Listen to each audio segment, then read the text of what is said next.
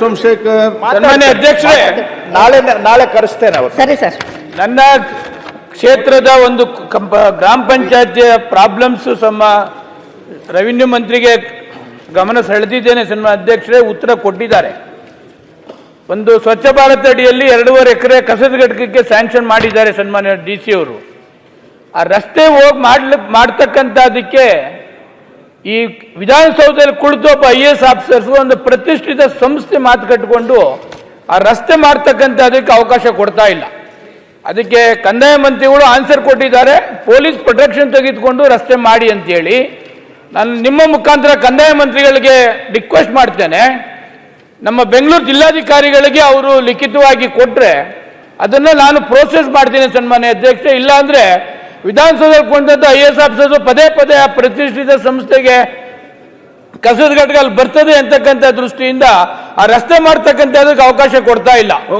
ಅದಕ್ಕೆ ಅವರು ಜಿಲ್ಲಾಧಿಕಾರಿಗಳಿಗೆ ಒಂದು ಇನ್ಸ್ಟ್ರಕ್ಷನ್ ಕೊಡ್ಲಿ, ಅದನ್ನ ನಾನು ಫಾಲೋ ಅಪ್ ಮಾಡಿ ಆ ರಸ್ತೆ ಆಗ್ತಕ್ಕಂಥದಕ್ಕೆ ನಾನು ಕಾನ್ಸಂಟ್ರೇಷನ್ ಮಾಡ್ತೀನಿ ಸನ್ಮಾನ್ಯ ಅಧ್ಯಕ್ಷರೇ. ಮಾನ್ಯ ಸಭಾಧ್ಯಕ್ಷರೇ, ಮಾನ್ಯ ಉಪಮುಖ್ಯಮಂತ್ರಿಗಳು ಸಹ ಈ ವಿಷಯ ಹೇಳಿದ್ದಾರೆ. ಮಾನ್ಯ ಸದಸ್ಯರು ಕೇಳಿದಾಗೆ ನಾನು ಜಿಲ್ಲಾಧಿಕಾರಿಗಳಿಗೆ ನಿರ್ದೇಶನ ಕೊಡ್ತೇನೆ.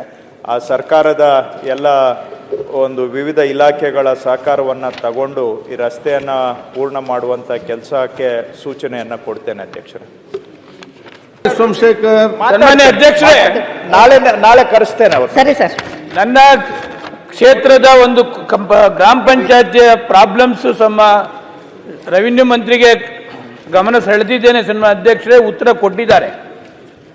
ಒಂದು ಸ್ವಚ್ಛ ಭಾರತ ಅಡಿಯಲ್ಲಿ 2.5 ಎಕರೆ ಕಸದ ಘಟಕಕ್ಕೆ ಸ್ಯಾಂಕ್ಷನ್ ಮಾಡಿದ್ದಾರೆ ಸನ್ಮಾನ್ಯ DC ಅವರು. ಆ ರಸ್ತೆ ಹೋಗಿ ಮಾಡ್ತಕ್ಕಂಥದಕ್ಕೆ ಈ ವಿಧಾನಸೌಧದಲ್ಲಿ ಕುಳಿತು ಒಬ್ಬ IAS ಆಫೀಸರ್ಸ್ ಒಂದು ಪ್ರತಿಷ್ಠಿತ ಸಂಸ್ಥೆ ಮಾತು ಕಟ್ಟಿಕೊಂಡು ಆ ರಸ್ತೆ ಮಾಡ್ತಕ್ಕಂಥದಕ್ಕೆ ಅವಕಾಶ ಕೊಡ್ತಾ ಇಲ್ಲ. ಅದಕ್ಕೆ ಕಂದಾಯ ಮಂತ್ರಿಗಳು ಆನ್ಸರ್ ಕೊಟ್ಟಿದ್ದಾರೆ, ಪೊಲೀಸ್ ಪ್ರೊಟೆಕ್ಷನ್ ತೆಗೆದುಕೊಂಡು ರಸ್ತೆ ಮಾಡಿ ಅಂತೇಳಿ.